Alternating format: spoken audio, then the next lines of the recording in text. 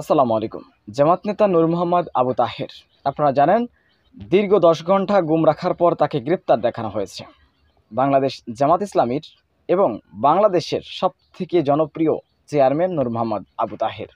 একাধারে তিনি একজন ইউপি চেয়ারম্যান, গার্ডিয়ান পাবলিকেশনের চেয়ারম্যান, বিশাল একটি হাসপাতালের প্রতিষ্ঠাতা, ইখওয়ান ইউথ সোসাইটি সহ বাংলাদেশের নানা সামাজিক কর্মকাণ্ডের সাথে তিনি ওতপ্রোতভাবে জড়িত। এই নেতাকে আপনারা জানেন গত কয়েকদিন আগে গ্রেপ্তার করা হয়েছে। গতকাল তার জামিনের শুনানি ছিল। আদালত তাকে জামিন নামঞ্জুর করে আবারও কারাগারে প্রেরণ করেছে।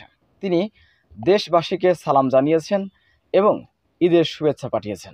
দর্শক, এই ছিল নূর মোহাম্মদ আবু তাহেরের জামিনের আপডেট। আপনারা সবাই নূর মোহাম্মদ আবু তাহেরের জন্য দোয়া করবেন, তিনি যেন অতি দ্রুত জনগণের মাঝে এসে আবারও জনগণের সেবা করতে পারেন।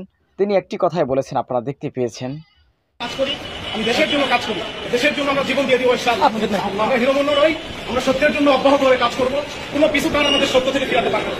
ইনশাআল্লাহ আমরা কাজ করব দেশের জন্য, মানুষের জন্য, মানুষের মুক্তির জন্য। কোনদিনই কাজ করব, যখন সুযোগ পাবো তখনই দেশের জন্য আমরা কাজ করবো ইনশাআল্লাহ। তিনি বলেছেন, আমি যখনই সুযোগ পাবো তখনই আমি জনগণের সেবা করব। এখান থেকে আমাকে কেউ আটকে রাখতে পারবে না, আমাদেরকে দমিয়ে রাখা যাবে না।